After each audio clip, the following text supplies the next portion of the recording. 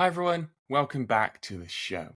In this episode, we are joined by Ora Nadrich, who is a mindfulness expert, international keynote speaker, coach, and the founder and president of the Institute for Transformational Thinking and creator of the Says Who method.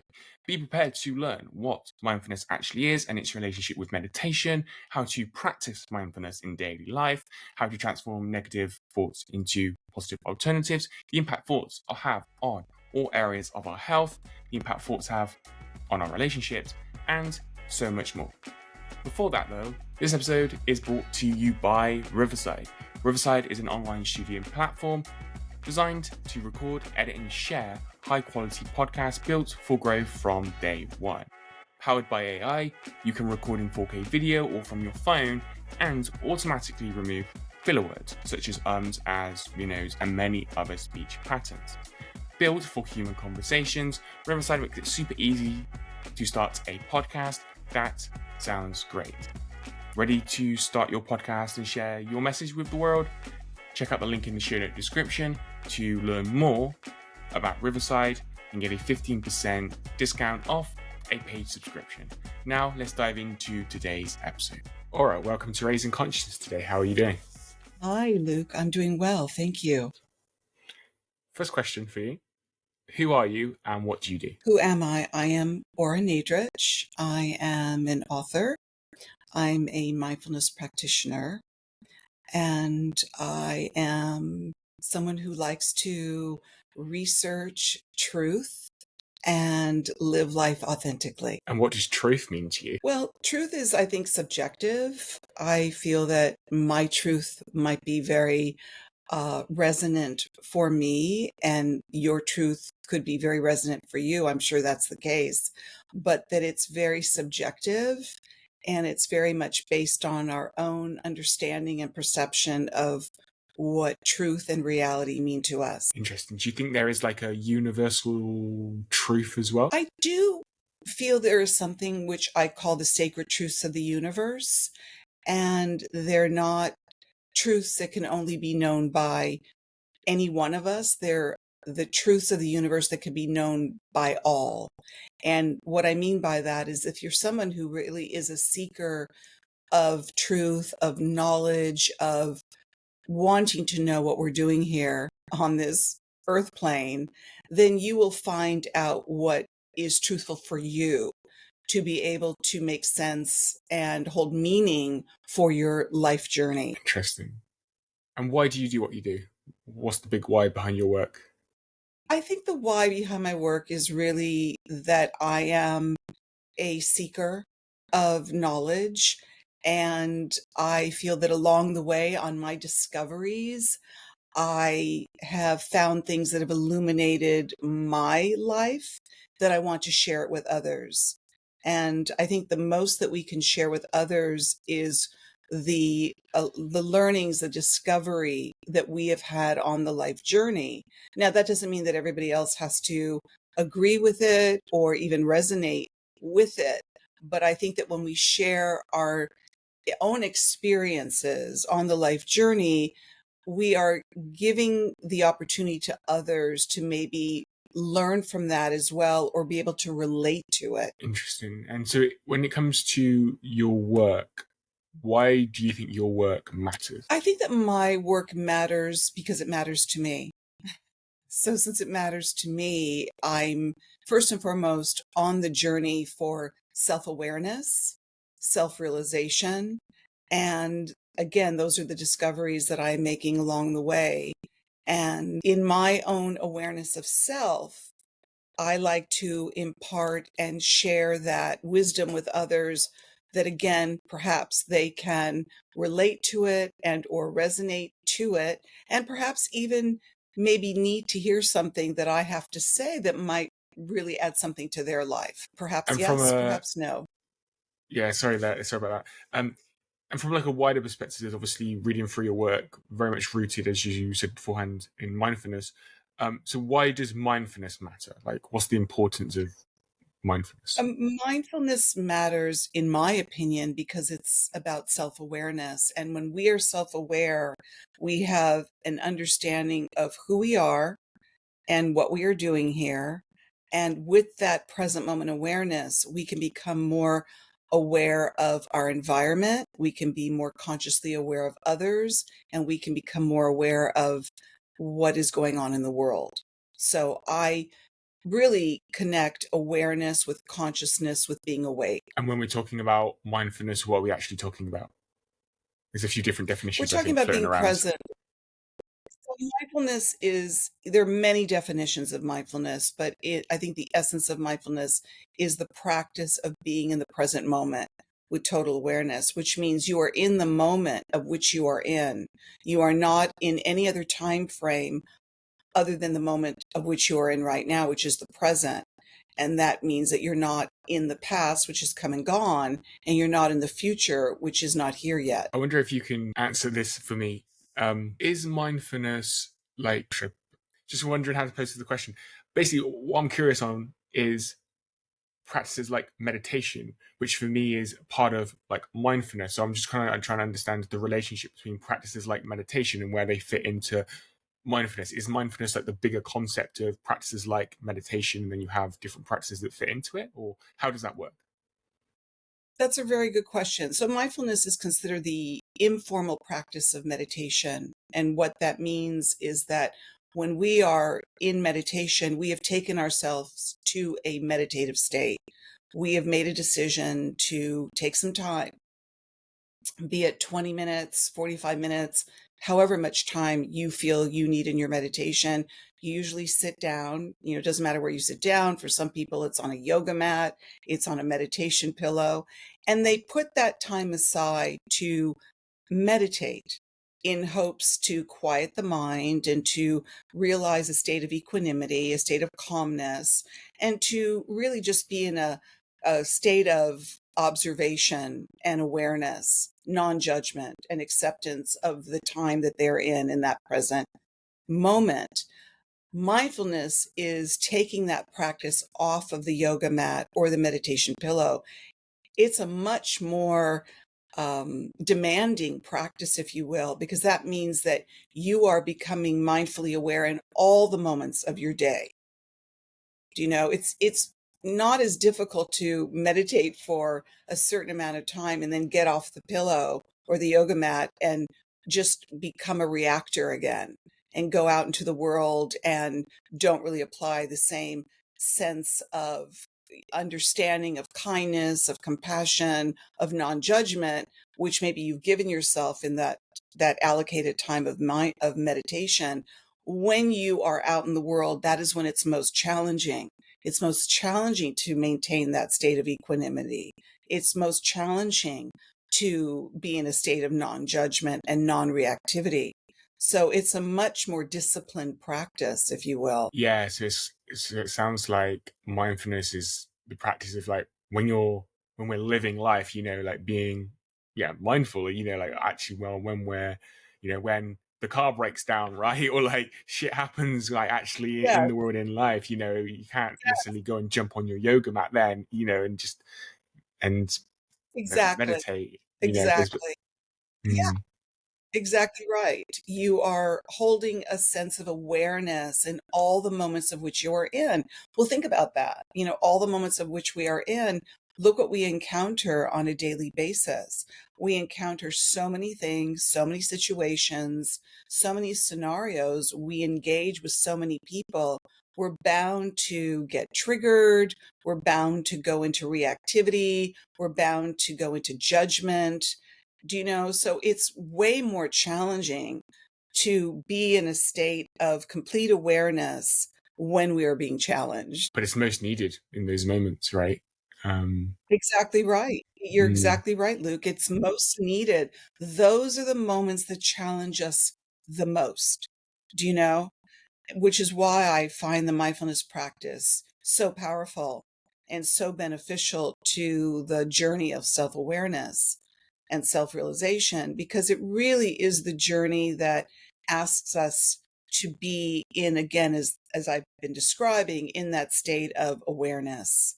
And it really takes a tremendous amount of mental discipline to go out in the world. And whenever we encounter those moments that could trigger us, that could evoke a reaction in us, that we really take that moment, we take a breath. We are aware that we are in this moment right now, and that we could even have this, cognitive awareness of, oh, I'm really triggered right now, or I'm about to be really upset at this person or this situation. Now, keep in mind, getting upset is a natural part of being human and all the emotions that come with that. Do you know, we have a plethora of emotions that we're going to feel at any given moment, and we can allow for that. In no way am I suggesting not to allow yourself to feel what you're feeling, but think about where those feelings can go. They can literally take us over.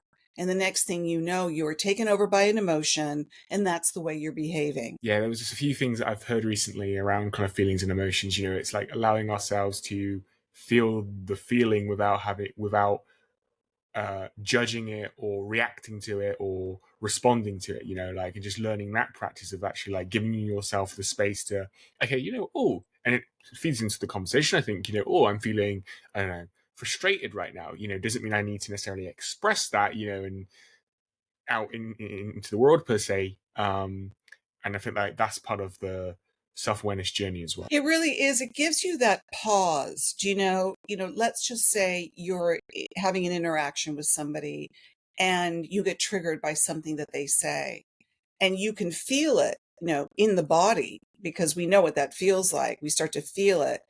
Maybe our heart starts racing, or our palms start to get sweaty, or we start to feel something that is very much alive in the physical. And we can take that beat before we act on it. And we can literally, in a very short time, ask ourselves, do I really want these words to leave my lips? Do I really want to say what I'm about to say to this person that could be mean or insulting or critical or rude or caustic, or whatever it might be? Do I really want to say this to this person right now? Or can I acknowledge that I'm feeling upset? And is there a better way for me to communicate maybe what I'm feeling that is more mindful to this person? Do you know? Because we can express what we're feeling to someone when we're feeling what we're feeling. But a lot of the times it's very loaded. And many times people regret what they say because they were very impulsive, they were very impetuous, and they just said what they said because they were so at the effect of what they were feeling, and then regret it afterwards. Definitely, I think we've all been there in moments in our lives. Excuse me. If people are just like starting their mindfulness journey, where did they start? Let's just say they've been all their life up to this point, up to this conversation, or been maybe a little bit too reactive and lacking that self-awareness, lacking that mindfulness. How do they start to put what we're discussing and talking about into practice and gradually become more mindful and aware, rather than feeling a feeling or feeling an emotion, just acting on it straight away? I think it's a really good thing to do, in that they can say to themselves, today I want to become a more mindful person, and I'm going to make an effort to do that. So, have a moment with yourself to be able to understand what your intention is for the day. Do you know that you want to put that into motion? And, you can have a conversation with yourself and even acknowledge that maybe you're someone who is hot-headed. Maybe you're someone who does react very quickly. Maybe you're someone who lets their emotions take them over. And in no way should you berate yourself for that. Do you know, it's all of it is okay. It's that you are really making a concerted effort. Today is a day to put something into motion that you really want to try. Do you know? So they could say to themselves, again, today I really want to practice mindfulness. I want to be a more mindful person, and I want to be more aware of not allowing my emotions to take me over. So I'm going to give that a try. And I'm not going to judge myself in the process, because the mindfulness practice is also being in the present moment with total awareness, with non-reactivity, and acceptance, which means that you are accepting however you are in that moment, and you're accepting someone else in that moment. So even though you're really making an effort to be a more mindful person, don't be hard on yourself if maybe you do react. What you can do, I have something called the Says Who method, and I'm about to launch my Says Who method, which is a cognitive method that I created for transforming our negative and fear-based thoughts. And there's ways in which you can do an inventory at the end of the day by really reviewing your day and saying, how did I do today? Was I still very reactive? But not to judge yourself, so that you can gauge how you're doing. And then you could do better the next day and the next day and the day after that. So with time, you start to see that you become more mindful, literally. You start to become aware of, wow, today I was actually less reactive, good for me, or let's say the next day you took a step backwards. Today I didn't berate myself. Well, that's mindful as well. So do you understand how you can really put mindfulness into motion? And as you're doing it, you're learning how to be not only more mindful of yourself, but you're also giving yourself the opportunity to learn and to grow and to evolve into a more mindful human being. So it's an incredible process. Nobody's going to get it all at once. None of us can do it all at once. Do you know? It's Mm. one step at a time. It's again making that effort to say, how can I be more mindful today? And also, Luke, I want to say that mindfulness spills into all the areas of our life. So that could be mindful conversing, having mindful conscious conversations with another person, being really present, really listening to them when they're talking, not being on your devices, your phones, your iPads, whatever, really showing up and being very present in the moment. It's mindful eating, is being very present when you're eating your food so that you can really taste your food and you're not rushing out of the moment. It could be something like mindful walking. Your question of how can people implement that? Take a walk, don't take your phone, even if you feel compelled to do so, or even if you want to hear music, hold off on that and take a walk and be mindful and aware of the sounds that you're hearing on your walk, the sound of the autumn leaves crunching under your feet, the sound of nature. So there's a lot that people can do, but start maybe one thing a day, do you know? And again, do not be hard on yourself in the process. Do you think, so I do want to come back to your Says Who method. I have a few questions there. Before I do that, do you think people struggle being mindful because of all the noises and distractions that we can distract ourselves with? If that makes sense. Absolutely, without question. And that's why the mindfulness practice is so powerful during the time of which we're in right now, because there are so many changes that are happening in our world and people are feeling it, and there's so much more on social media today. And with the advent of all the new technologies that are coming forward, like artificial intelligence, AI, and all of the changes that are happening, that are going to be happening very, very quickly, it's going to really require us to be even that much more present and that much more aware. So mindfulness couldn't be a more beneficial tool to use for awareness. What does your daily routine look like from a mindfulness perspective? Daily routine from a mindfulness perspective would really be to, upon awakening, let it start from the minute you open your eyes and have an awareness that you are one more day alive. And so you become really aware of your environment. You become very aware of, well, who am I today? Because we are, again, present, showing up in the moment of now. This is a whole new day. And if you start your day like that from the very beginning of when you first open your eyes, you're really setting the tone for the rest of your day. And, mindfulness is just such an incredible practice of mind strength.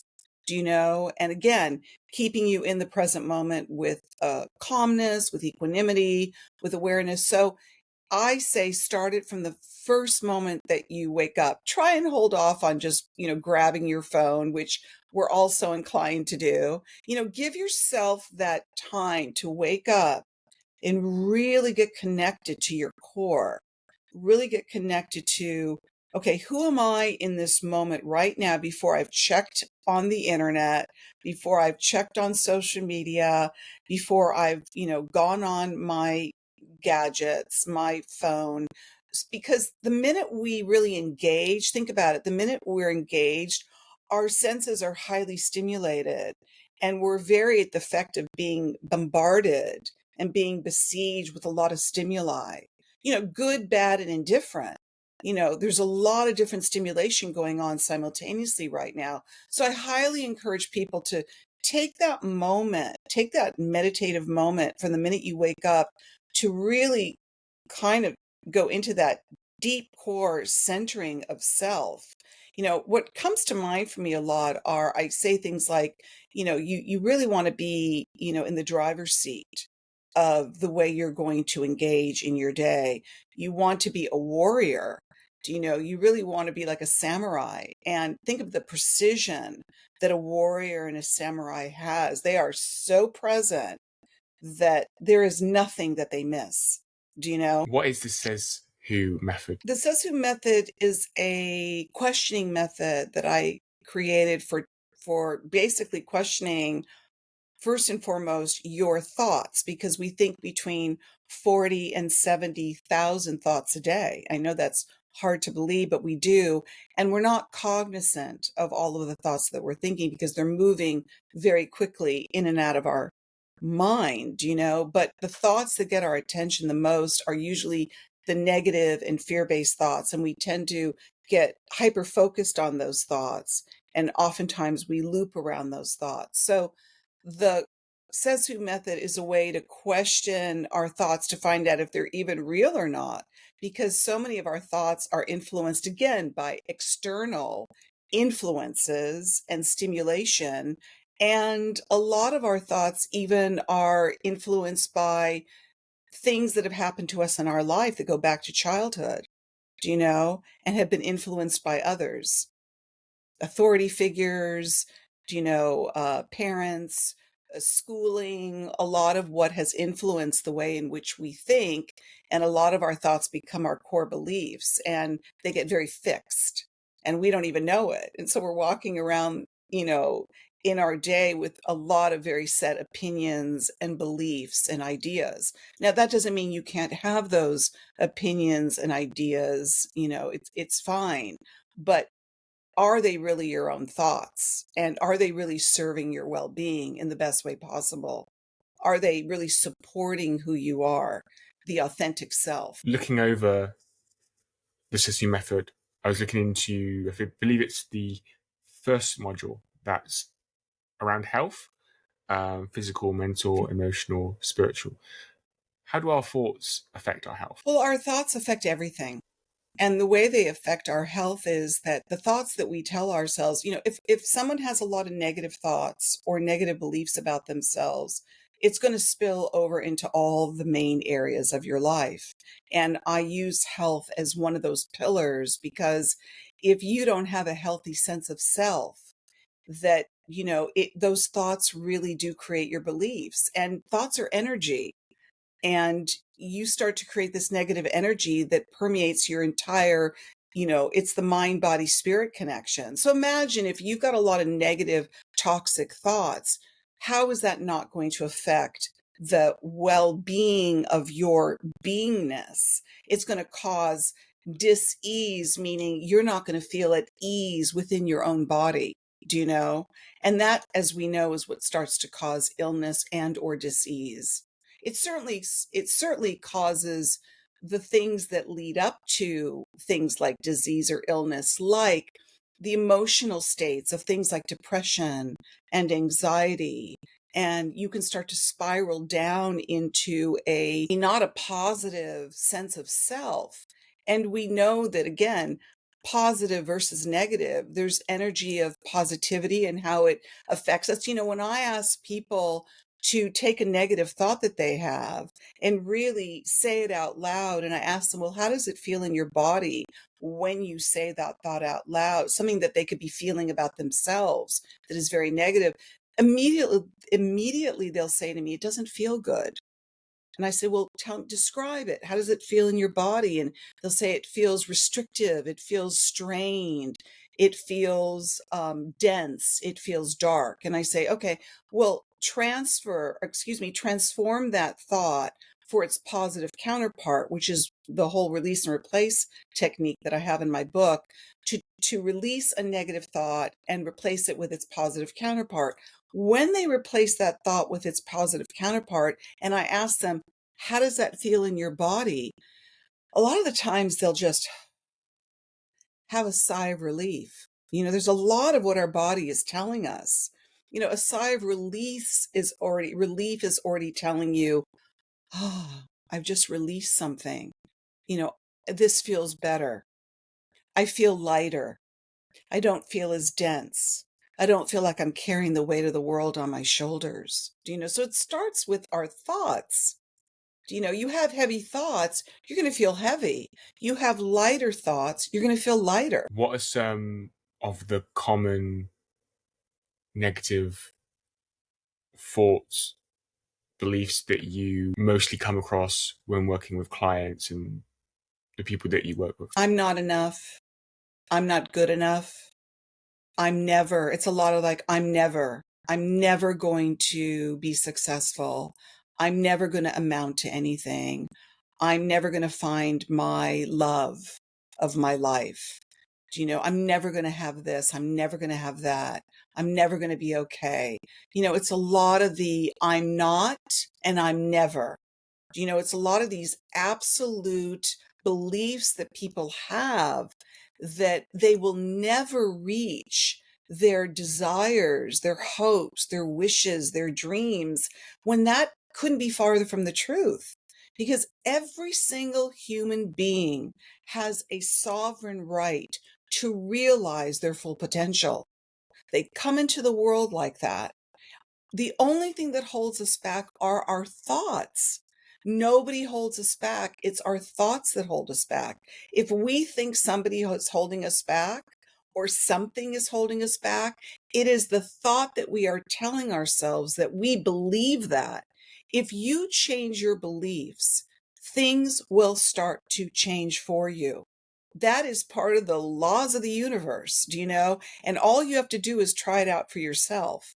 If you change your negative and fear-based thoughts for their positive counterpart, I can assure you, you will start to feel different and that things around you will start to change because you will change the way you think.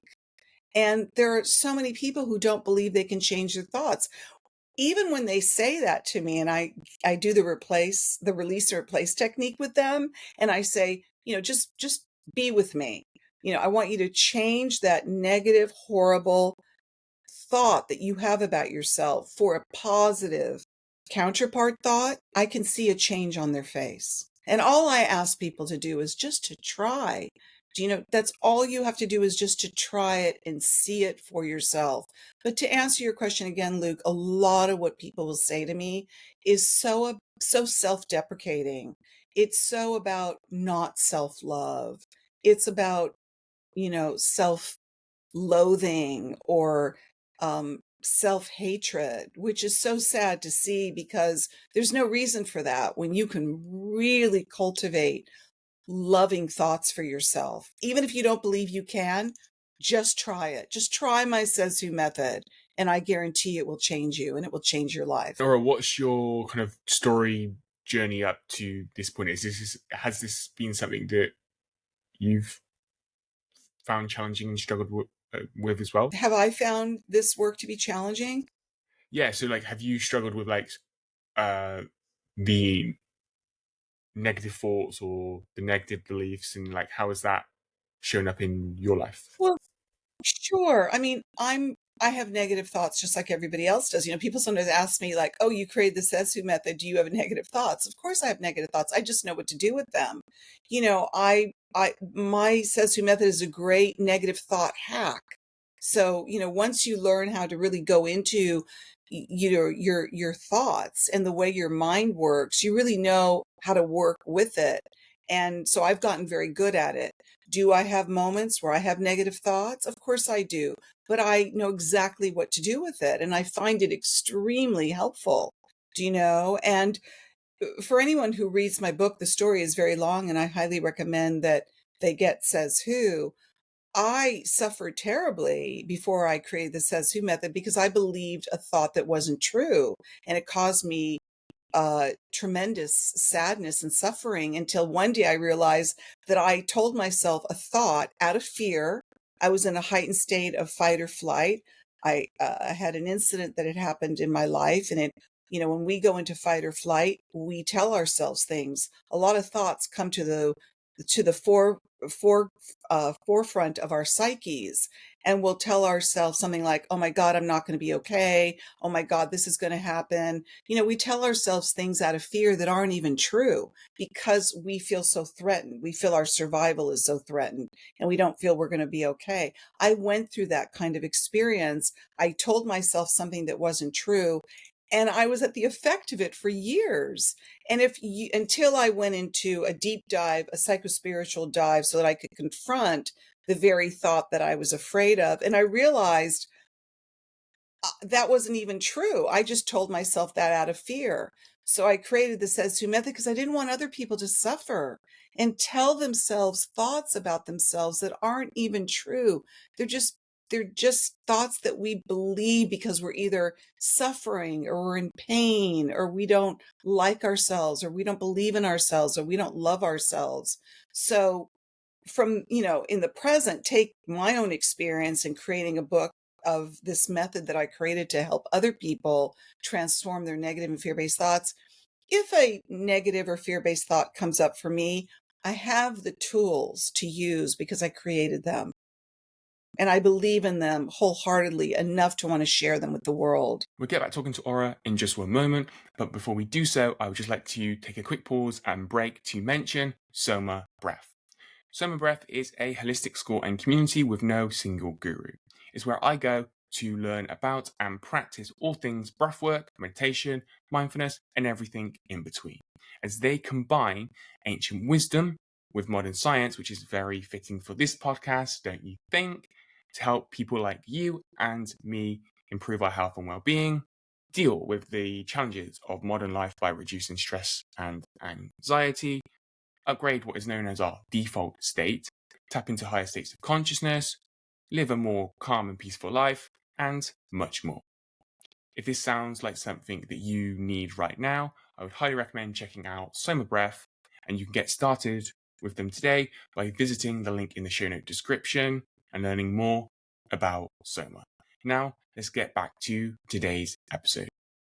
And I think that's the thing, like people having the tools of how to navigate this, and just any other area of our life, like when we have the tools, then we're able to navigate these things and situations. Really, Absolutely. Navigating is a very important word because I say that, and I say that in Says Who. You need to be a good sailor. The life journey is very much like the ocean. Sometimes it's calm sea, and sometimes it's extremely rageful and tempestuous. So if a sailor goes out to sea, they really need to know how to navigate that boat. You need to really know what you're doing. Same as the journey of life. You've got to have your tools and your skill sets, to know how to deal with how life changes moment by moment. 100%. One thing that's kind of helped me, and it came up in when we were talking there, is around once I kind of become aware of, like, let's say a statement like, I am never, whatever this, I don't know, I'm never going to be successful, right? For me, it's just like, and maybe this is where mindfulness comes in, just posing the question of, like, is that true? And then, like, in most cases, I'm like, actually, that's not true. I'm just telling myself a bullshit story, right? And so just like starting to question, like, myself and those thoughts that come up. Yeah, you know, it's important to recognize it as whether it's true or not, but you also have to do the work of the replacing those thoughts because they'll come around again. They're sneaky little thoughts and they like to come in and out of the mind continuously. So when you start to change your negative thoughts and fear-based thoughts to positive thoughts, you're really creating new neural pathways, in your brain, so that when a thought comes up like that again, it's not going to default to automatic negativity. It's going to start to default to a positive place. When you start to feed your mind positive thoughts, you start to literally change the neuroplasticity of the brain. And you are no longer going to immediately default to a negative place. That becomes automatic because it's become habitual, because people have been negative for so long. It's creating mental negative habits. Do you know what I mean? So I do believe that it's important to say, well, this thought isn't even true. Let me replace this thought that isn't true with its positive counterpart. And you start to begin to feed your subconscious positive, life affirming thoughts. And this starts to become new habits of thinking. Do you know? You're literally Yeah. changing the way in which you think. When we are to replace the negative thought with its positive counterpart, does that become, or do you recommend for people to people that becomes an affirmation that we say to ourselves? Like, do you recommend affirmations? Do you use affirmations? Well, yeah. What's your thoughts there? They are like affirmations. They are like positive affirmations. But let's just say you're about to go do something and you start to feel very nervous. And you usually feel something somatically in the body. And what I say in Says Who is that behind every thought is an emotion, behind every emotion is a thought. Sometimes people get taken over by an emotion and they don't know the thought that they're feeling. And that's why I ask people, identify what you're feeling right now. Oh, I'm feeling nervous. Why are you feeling nervous? What's the thought that's causing this feeling of nervousness? I I don't think I'm going to do okay on my interview. Okay, that's a thought. That becomes a thought which is causing the feeling that you are experiencing. So even if you don't believe it in the moment and you're changing, I will do good on my interview. I'm going to do fine. If you repeated that even several times, I'm going to do fine. Like close your eyes and turn it into even an affirmation or a meditation. I'm going to do fine. I'm going to do fine. I'm going to do fine. It starts to relax the nervous system. Even my saying this, and I'm not feeling nervous, but putting myself in that moment of just repeating those words, I'm going to do fine. I'm going to do fine, or I am fine. I am fine. Yes, those become affirmations. And even if you're replacing a negative thought with its positive counterpart, that does become a positive affirmation. Yes. Interesting, because for me, I've kind of had a little bit of a journey with kind of affirmations, in the sense that when I first started this, I'm gonna, I'm not sure what you call it, journey of personal growth, right? And becoming a better version of myself, I guess. I was working with someone and they were saying, Luke, you've got to use affirmations, right? And we set some affirmations. And I was like reading them to myself, but in a way, like I felt like I was bullshitting myself. Like, I think there was one around like, I am making like six figures, and it's like, well, I'm not. Like I kind of knew it, right? Okay. And so Yes. and Right. so I kind of felt like I was like lying to myself, and then like over time, and actually most recently, kind of thought, kind of kind of realized that maybe I was meant to, or through affirmations sometimes, and those sorts of affirmations, it sounds like those are a little bit different to what we're talking about or have been talking about today. Um, is that like that's the resistance, and that actually is it, that's kind of in a way meant to be there to push past the resistance to grow, basically.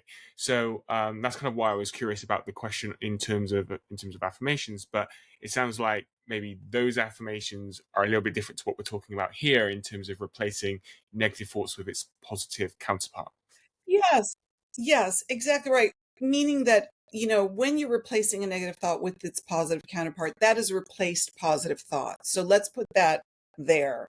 Now, you can repeat your positive thought if you want and turn it into an affirmation and or a mantra. That's something else. You know what I mean?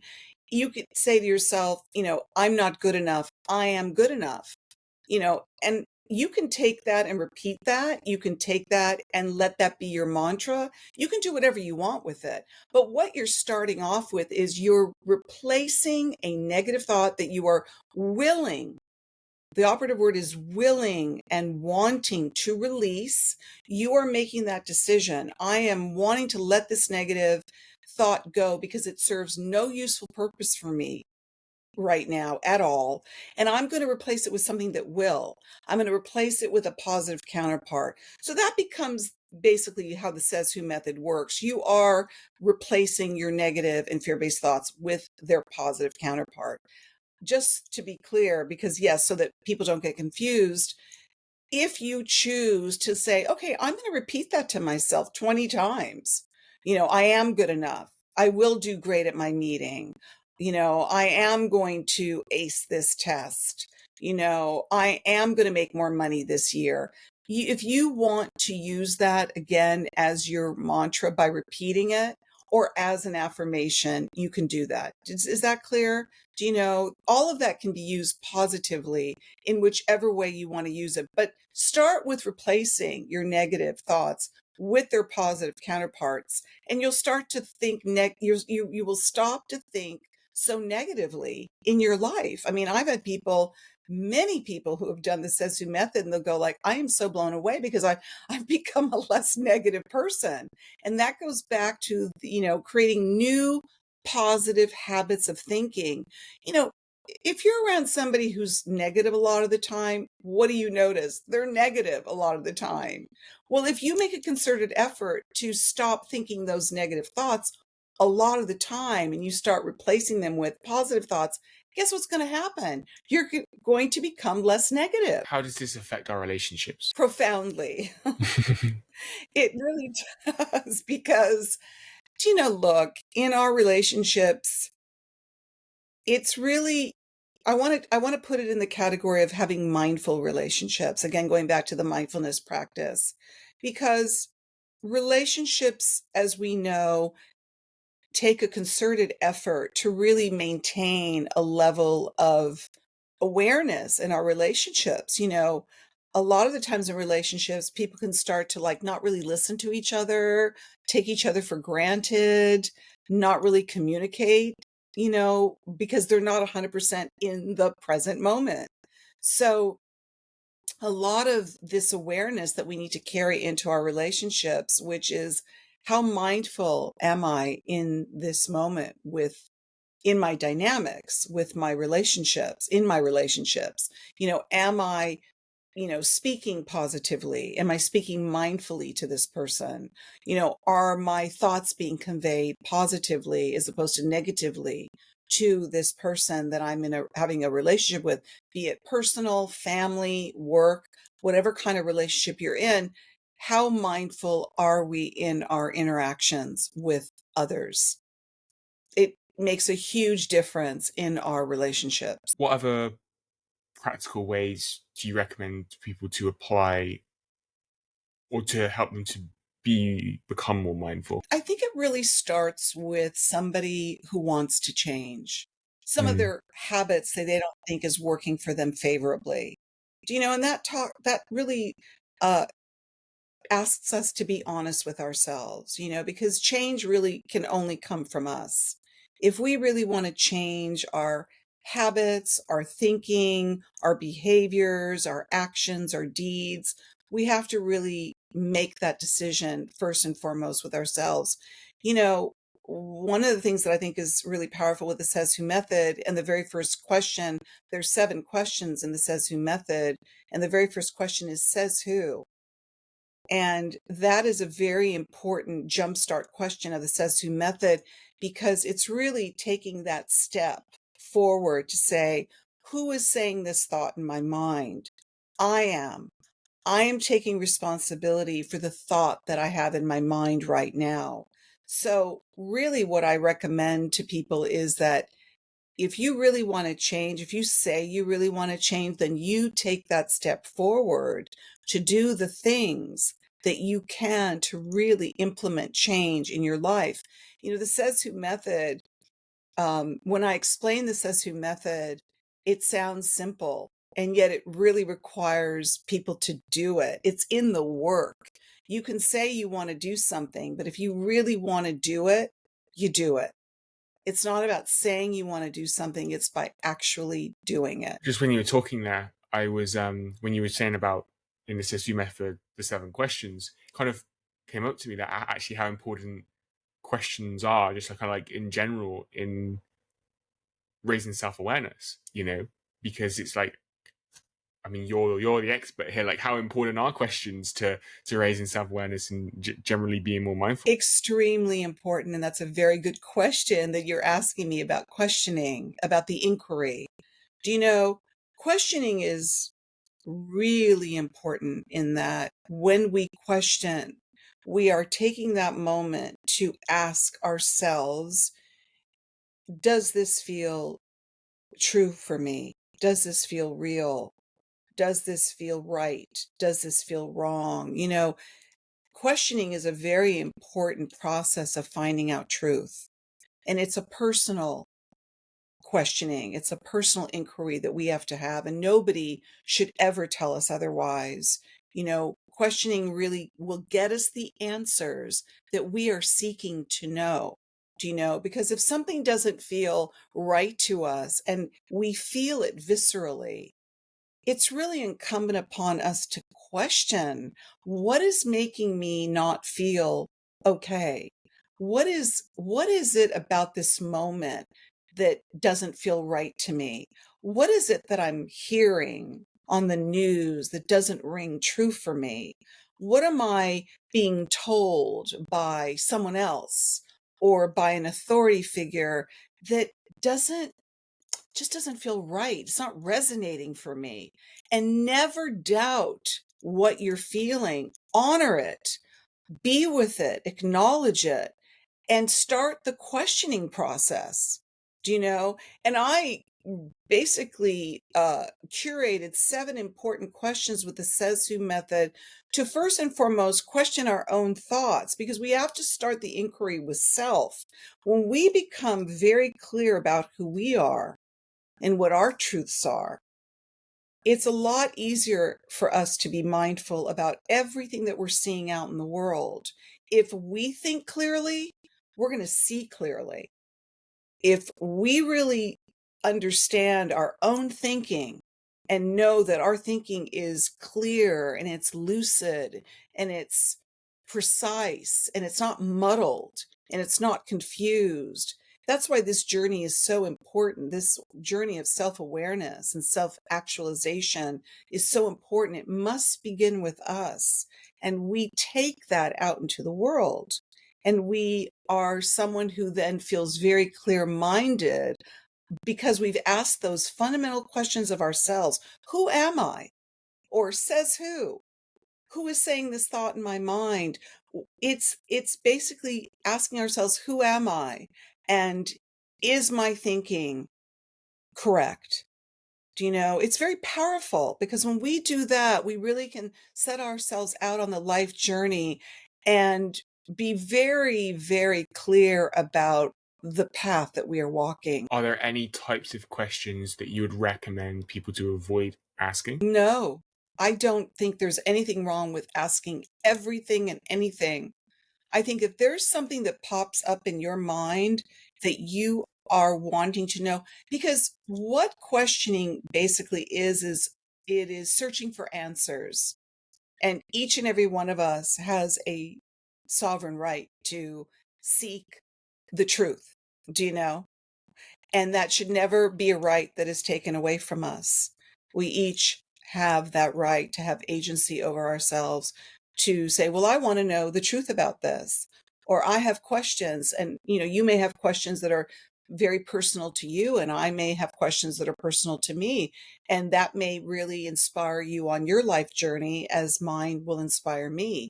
And what we are doing is we are saying, I want to know the truth. I want the answers. And sometimes it takes us down many roads, and it depends on how far you want to go in your search of the truth.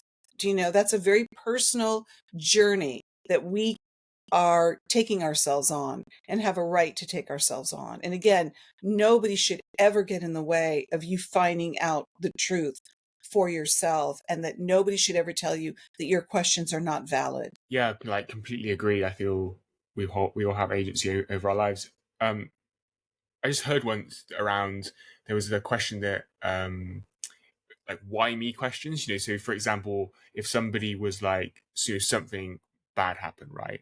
They might ask the question, especially if they've got like low self-esteem or something, like why me? It places them more in a victim mindset, maybe, rather than more of like an open question of like, what can I learn from here? What does this teach me about myself, or something? So that's kind of like where that kind of came from in the back of my mind, because I heard that once through Well, I think it was a book or something else. yeah, no, I understand your point, Luke. One should be very cognizant of the questions that they're asking themselves. If you're asking yourself questions like, why me?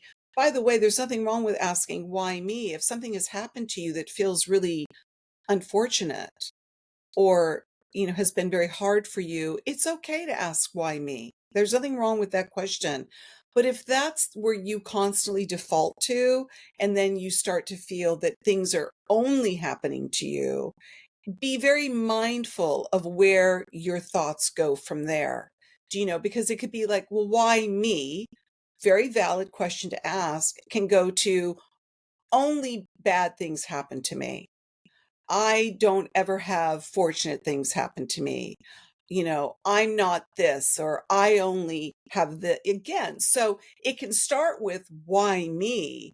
But be very mindful where it goes. If it goes into places where you believe that those things are happening to you and only you, just be very mindful, is what I would suggest, is that, are you then telling yourself that those things only happen to you? And how can you again change those thoughts of maybe feeling victimized to, I believe that I can have good things happen to me too, and I'm going to do everything in my power to make sure that better things happen for me. Again, it's a type of thinking. We start to change our thinking, and we go from negative to positive. It's making a concerted effort to turn that from negative to positive. Makes sense.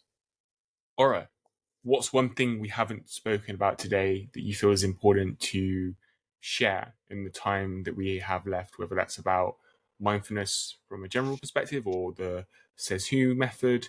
What's one thing that you want to share? Well, I do want to share that I've created the Says Who method course, which I'm super excited about, that people can go to oranadrich.com and look into joining the wait list for the Says Who method course, which is, I think, incredible and life-changing. I also have a thought coach certification training program on my website, because I created a whole new niche of coaching called thought coaches. I was a life coach for 10 years. I never really liked the term life coach. It seemed very broad and vague. So I created the thought coach niche of coaching, and I've certified over 100 people all over the world that have become certified thought coaches. So I am super excited about offering the Says Who method course, and I want to let people know that it is available to register for now. Excellent. And where do people go? They can go to, it's on my website. They can go to oranadrich.com, and they can see that they can register on that. And it's like I said, it covers everything. It covers the Says Who method, the release and replace technique, something called thought alignment, thought transformation, automatic thoughts. I mean, you learn so many skill sets with the whole package of mastering your mind. It's pretty powerful stuff, I have to say. Pretty life-changing. And the book? Where do people get the book? Says Who, they can get it on Amazon. You have that Amazon. in the Okay. UK. Yeah. And Amazing. yeah, I highly recommend, you want to change those thoughts, you can start today. Ora, thank you so much. I've learned so much about and all added to my knowledge of mindfulness and everything that we've spoken about. today. So I want to thank you for your time, and I will add all of your links into the show note description. So wherever our audience are listening and watching this today, they can go and check out your work. But yeah, thank you again for being here. Thank you for having me. I hope that you've enjoyed this episode of the podcast with Ora Nadrich, where we've been exploring and learning about mindfulness and how to practice mindfulness in daily life. The main lesson that I've taken away from my conversation with Ora is just how important this is to practice mindfulness in daily life, aka when the shit gets going, the shit hits the fan, right? What are you taking away from this episode today, and what positive changes are you going to make in your life as a result? Leave a comment or review below this episode, whether you're watching on YouTube, listening on Spotify or Apple Podcasts, or wherever else you get your podcasts from. I read every comment and review and appreciate you being here and tuning in to the show. I look forward to sharing the next episode of the podcast with you really, really soon. See you then.